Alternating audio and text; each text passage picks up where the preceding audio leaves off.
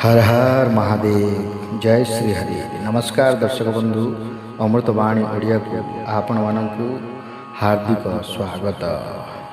सनातन धर्म रे एकादशी व्रत को अत्यंत पवित्र और फलदायक बोली कहा जायछि।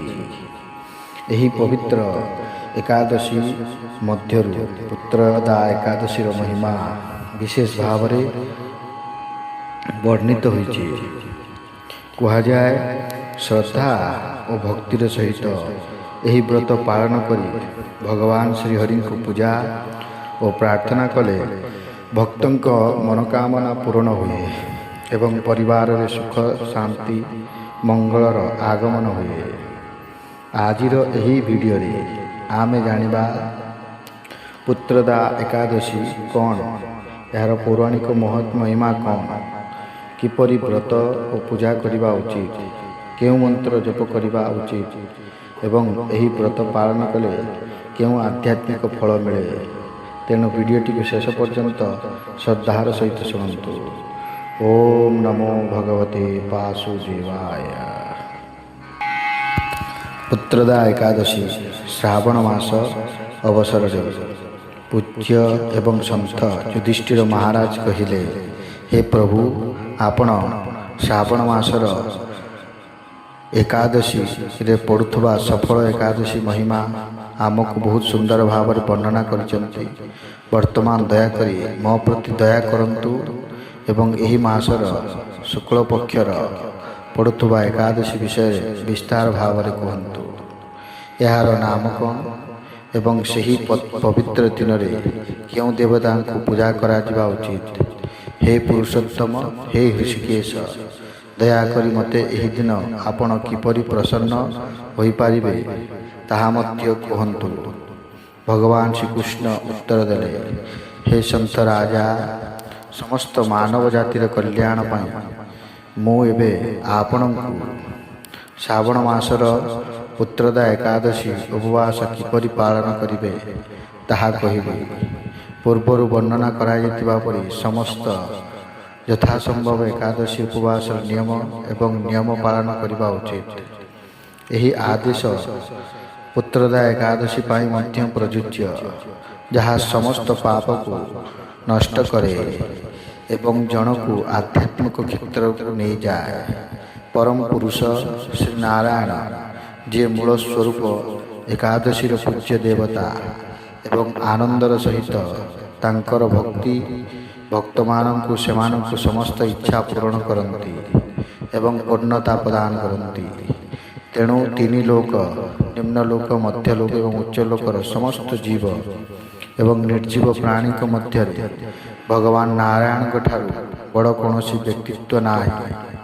हे महाराज, मु एबे आपण को पुत्रदा एकादशी कहानी सुनाऊछि, जहाँ समस्त पाप समस्त प्रकार पाप दूर करे एवं जन को प्रसिद्ध एवं विद्वान करिथाए। पूर्व काल रे राजा सुकेतुमान द्वारा शासित भद्रावती नामक एक राज्य थिला।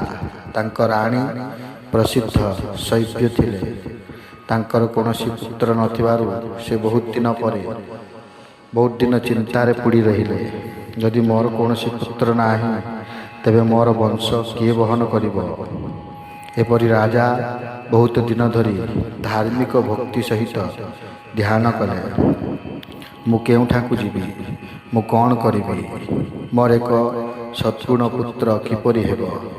तेणु राजा सुकेतुमान तांकर राज्य रे कोनोसी सुख पाइले नाही, एपरिक निज प्रसाद रे मध्य नुहे एवं शीघ्र तांकर अधिकांश समय तांक स्त्री प्रासाद रे बिताइबा को लागिले। दुखर सहित भावुतिले जे तांकर केबे पुत्र हेबो। तेणु राजा सुकेतुमान एवं राणी सभ्या उभय गभीर दुखित थिले। जेतेबेले सेमाने सेमानंकर पूर्व पुरुष मानंकु तर्पण जलदान करुथिले, सेमानंकर पारस्परिक दुख एपरि अनुभव करुथिला जेपरि एहा फुटुथिबा पानी पीवा अयोग्य। तेणु सेमाने भय करुथिले एवं जे सेमानंक मृत्यु परे तर्पण करिबा पाई सेमानंकर କୌଣସି ବଂଶଧର ରହିବ ନାହିଁ ଏବଂ ସେମାନେ ଭ୍ରମଣକାରୀ ଆତ୍ମା ଭୂତ ହୋଇଯିବେ। ରାଜା ଏବଂ ରାଣୀ ବିଶେଷ ଭାବରେ ଦୁଃଖିତ ହେଉଥିଲେ। ଏହା ଜାଣି ଯେ ସେମାନଙ୍କର ପୂର୍ବପୁରୁଷମାନେ ମଧ୍ୟ ଚିନ୍ତିତ ଯେ ଶୀଘ୍ର ସେମାନଙ୍କର ମଧ୍ୟ ତର୍ପଣ କରିବା ପାଇଁ କେହି ରହିବେ ନାହିଁ। ସେମାନଙ୍କର ପୂର୍ବପୁରୁଷଙ୍କ ଦୁଃଖ ବିଷୟରେ ଜାଣିବା ପରେ ରାଜା ଏବଂ ରାଣୀ ଆହୁରି ଦୁଃଖିତ ହୋଇଗଲେ। ସେ ମନ୍ତ୍ରୀ, ବନ୍ଧୁ ଏବଂ ପ୍ରିୟଜନମାନେ ସେମାନଙ୍କ ସାନ୍ତ୍ୱନା ଦେଇପାରିଲେ ନାହିଁ। ତାଙ୍କ ହାତୀ, ଘୋଡ଼ା ଏବଂ ପଦାଧିକ ବାହିନୀ ମଧ୍ୟ ରାଜାଙ୍କ ପାଇଁ କୌଣସି ସମର୍ଥ ନଥିଲେ ଏବଂ ଶେଷରେ ସେ ପ୍ରାୟ ନିଷ୍କ୍ରିୟ ଏବଂ ଅସହାୟ ହୋଇଗଲେ।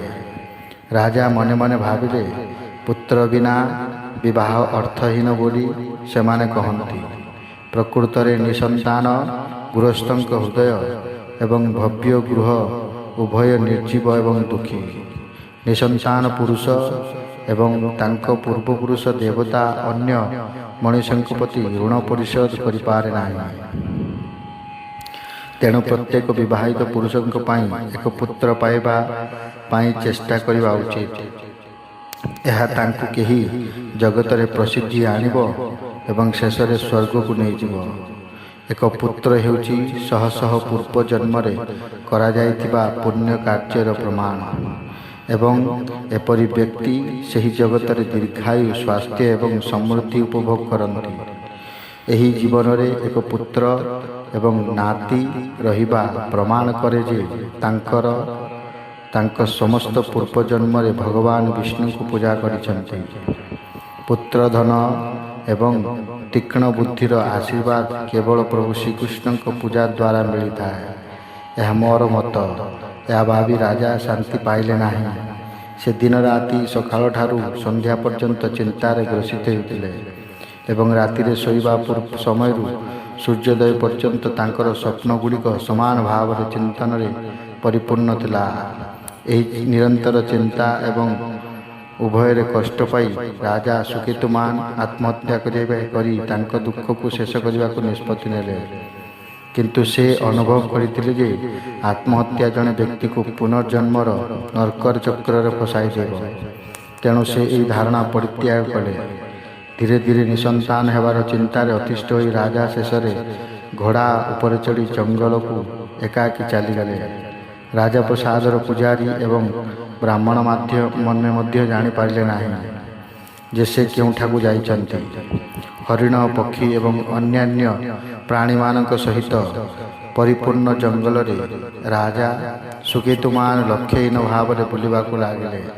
ବିଭିନ୍ନ ପ୍ରକାର ଗଛ, ଗୁଳ୍ମ ଯେପରି ଡିମ୍ବିରି, ଲତା, ଖଜୁରୀ, କାକଫୁଲ, ବକୁଳ, ସପ୍ତପର୍ଣ୍ଣ, ତେନ୍ଦୁକା ଏବଂ ତିଲକ, ଶାଳ, ଡାଳ, ତମାଳ, ସରଡ଼, ହିଙ୍ଗୋଟା, ଅର୍ଜୁନ, ଲାବେରୀ, ବହେଦା, ସଲ୍ଲକି, କରଣ୍ଡା, ପାତାଳ, ଖଇରା, ଶକ ଏବଂ ପଳାଶ ଗଛ ଦେଖି ଏହି ସମସ୍ତ ଗଛ ଫଳ ଏବଂ ଫୁଲରେ ସୁନ୍ଦର ଭାବରେ ସଜ୍ଜିତ ଥିଲା।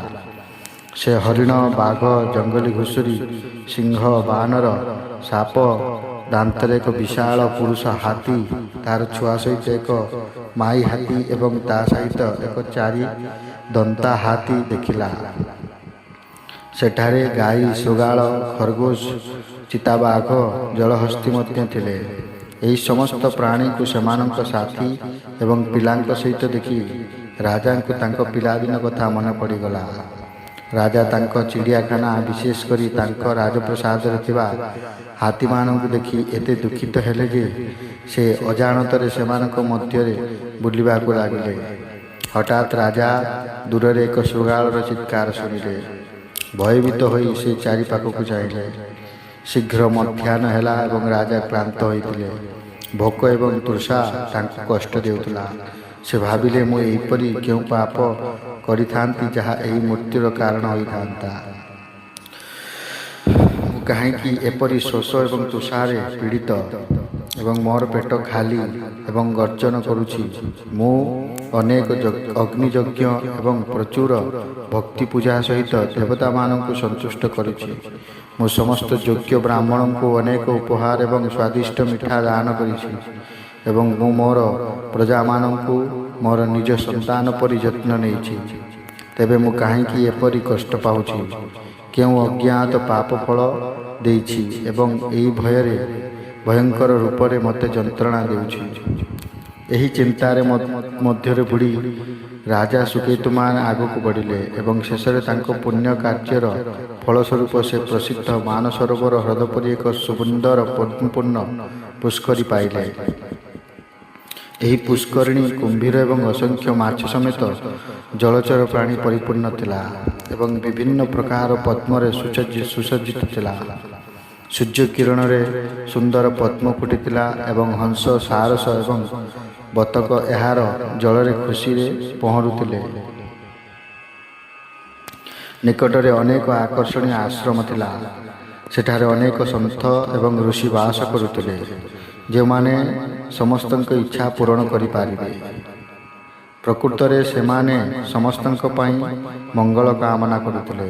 ଏସବୁ ଦେଖି ରାଜାଙ୍କ ଡାହାଣ ହାତ ଏବଂ ଡାହାଣ ଆଖି ଥରିବାକୁ ଲାଗିଲା।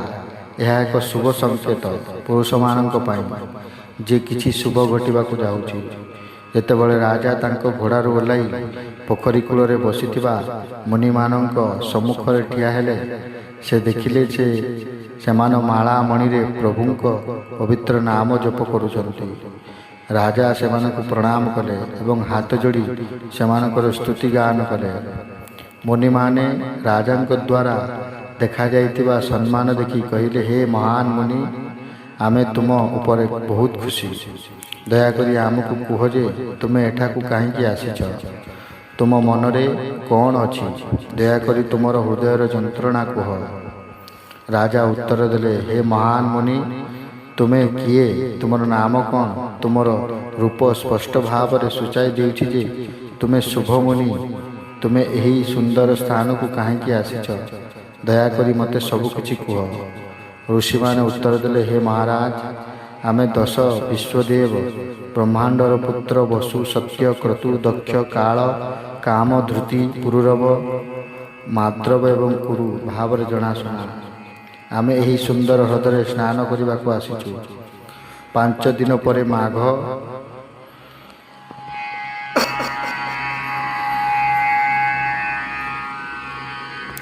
ଜଙ୍ଗଲରେ ବୁଲୁ ବୁଲୁ ରାଜା ଶୋଷିଲା ଏବଂ କ୍ଳାନ୍ତ ହୋଇପଡ଼ିଲେ।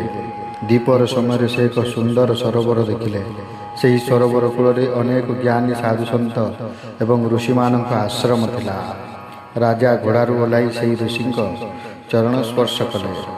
ରାଜାଙ୍କୁ ଦେଖି ସେଠାରେ ଥିବା ମହାନ ଯଶସ୍ୱୀ ଲୋମଶ ଋଷି ପଚାରିଲେ, ହେ ରାଜନ୍, ଆପଣ ଏହି ଘଞ୍ଚ ଜଙ୍ଗଲରେ ଏତେ ଚିନ୍ତିତ କାହିଁକି ବୁଲୁଛନ୍ତି? ଆପଣଙ୍କ ମନର ଦୁଃଖ କ'ଣ? ରାଜା ହାତ ଯୋଡ଼ି କାନ୍ଦି କାନ୍ଦି ନିଜର ନିସନ୍ତାନ ହେବାର ଦୁଃଖ କହିଲେ। ଲୋମଶ ଋଷି ନିଜର ଦିବ୍ୟ ଦୃଷ୍ଟି ବଳରେ ରାଜାଙ୍କର ପୂର୍ବଜନ୍ମ ବିଷୟରେ ସବୁ ଜାଣିପାରିଲେ। ସେ କହିଲେ, ହେ ରାଜନ୍, ଆପଣ ପୂର୍ବଜନ୍ମରେ ଜଣେ ଅତି ଗରିବ ବ୍ୟବସାୟୀ ବା ବୈଶ୍ୟ ଥିଲେ। ଦିନେ ଜ୍ୟେଷ୍ଠ ମାସର ପ୍ରଚଣ୍ଡ ଖରାରେ ଆପଣ ଏକ ପୋଖରୀ କୂଳକୁ ପାଣି ପିଇବାକୁ ଯାଇଥିଲେ। ସେହି ସମୟରେ ଏକ ଶୋଷିଲା ଗାଈ ଏବଂ ତା'ର ଛୋଟ ବାଛୁରୀ ସେଠାକୁ ପାଣି ପିଇବାକୁ ଆସିଲେ। କିନ୍ତୁ ଆପଣ ନିଜ ପ୍ରଥମେ ପାଣି ପିଇବା ପାଇଁ ସେହି ଶୋଷିଲା ଗାଈ ଓ ବାଛୁରୀକୁ ସେଠାରୁ ଘଉଡ଼ାଇ ଦେଲେ। ଋଷି କହିଲେ, ରାଜନ୍, ସେହି ଗାଈକୁ କଷ୍ଟ ଦେଇଥିବା ପାପ ଯୋଗୁଁ ଆପଣ ଏହି ଜନ୍ମରେ ରାଜା ହୋଇ ମଧ୍ୟ ସନ୍ତାନହୀନ ଅଛନ୍ତି। ଗୋମାତାଙ୍କ ଅଭିଶାପ ଯୋଗୁଁ ଆପଣଙ୍କୁ ଏହି କଷ୍ଟ ମିଳିଛି। ରାଜା ଋଷିଙ୍କ ପାଦ ତଳେ ପଡ଼ି କ୍ଷମା ମାଗିଲେ ଏବଂ ଏହାର ପ୍ରତିକାର ପଚାରିଲେ। ଲୋମଶ ଋଷି କହିଲେ, ହେ ରାଜନ୍, ଆପଣ ଉପାୟ ପଚାରିଥିବାରୁ ଶୁଣନ୍ତୁ। ଶ୍ରାବଣ ମାସ ଶୁକ୍ଳ ପକ୍ଷରେ ଆସୁଥିବା ପୁତ୍ରଦା ଏକାଦଶୀ ବ୍ରତ ଆରମ୍ଭ କରନ୍ତୁ। ଆପଣ ଆପଣଙ୍କ ରାଣୀ ଏବଂ ପ୍ରଜାମାନଙ୍କ ସହିତ ସମ୍ପୂର୍ଣ୍ଣ ନିଷ୍ଠାର ସହ ଏହି ବ୍ରତ ପାଳନ କଲେ ଆପଣଙ୍କ ପୂର୍ବଜନ୍ମର ପାପ ଧୋଇଯିବ। ରାଜା ଋଷିଙ୍କ କଥା ମାନି ରାଜପ୍ରସାଦକୁ ଫେରିଲେ।